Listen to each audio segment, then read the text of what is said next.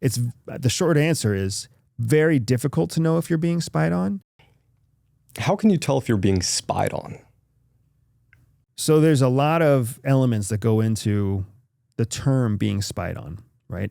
There's being physically observed, which is when you have someone who's got eyes on you, essentially when you are a target or when you are a rabbit.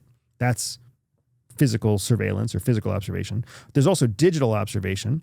Digital observation can be split between imagery collection and data collection. So now whether there's a drone on you or a camera on you, that's all digital collection, but it's imagery. Whereas if someone's tracking your cell phone or if someone's monitoring your web traffic, that's digital, like cookie traffic, right? That's a different types of observation.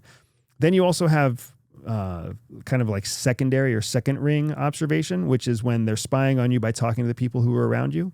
They're not directly collecting from you. They're collecting indirectly from the people around you. So they might be following your mom or your dad or listening to the family phone calls or listening to your wife's phone calls to try to track what you're doing. That's all a secondary type of collection. Is that one more common? Oftentimes, secondary collection is the way that we start because to collect on an individual, you run the risk of them discovering that they're being collected upon. And once they've been cued in or once they've been clued in that they're being collected upon, they can change their behavior and then you lose everything.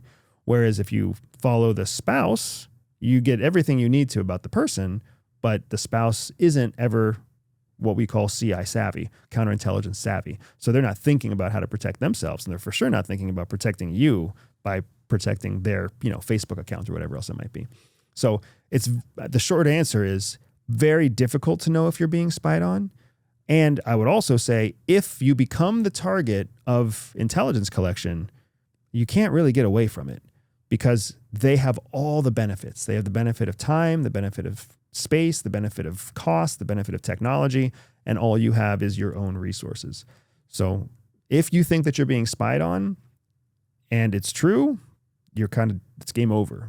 They're going to collect. You can take certain steps to reduce what they collect, but they will adapt and they will collect a new way.